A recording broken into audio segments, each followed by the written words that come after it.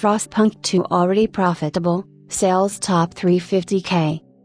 In just 3 days, Frostpunk 2 has already crossed over 350,000 sales, as posted by Frostpunk 2 developer and publisher 11-Bit Studios on X. They have said that the game has already recouped the development and marketing costs and has already been profitable in the 3 days it's been available on the market. If you want to know whether this is a game you should pick up, check out Chris' review of Frostpunk 2 here. The game has over 5,000 reviews on Steam so far, and has a mostly positive standing on Steam.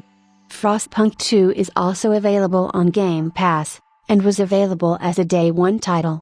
Of course, this is just the beginning of Frostpunk 2, as 11-Bit Studios say that the player's support touches them, but the work doesn't stop here as they continue to work on improving the Frostpunk 2 experience by adding new hotfixes and updates in upcoming patches. Development is still ongoing to make Frostpunk 2 the perfect game, and the game may receive major DLC expansions in the future, as the first Frostpunk game also did.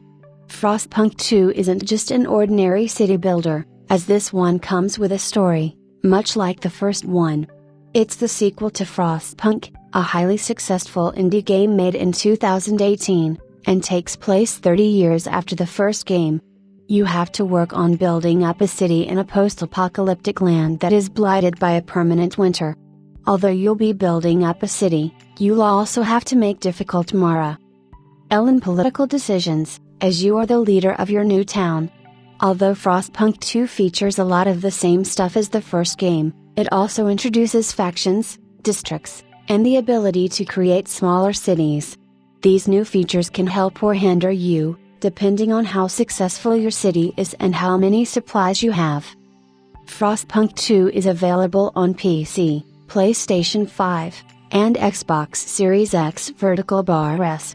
It also features a modding tool so that players can experiment and add extra features to their game from the start.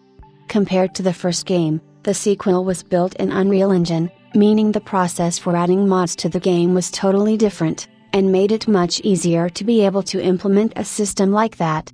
The modding tool is called FrostKit and will allow players to create their own custom maps and custom models and create custom scenarios as needed. Having the modding tool will allow players to create thematic cities.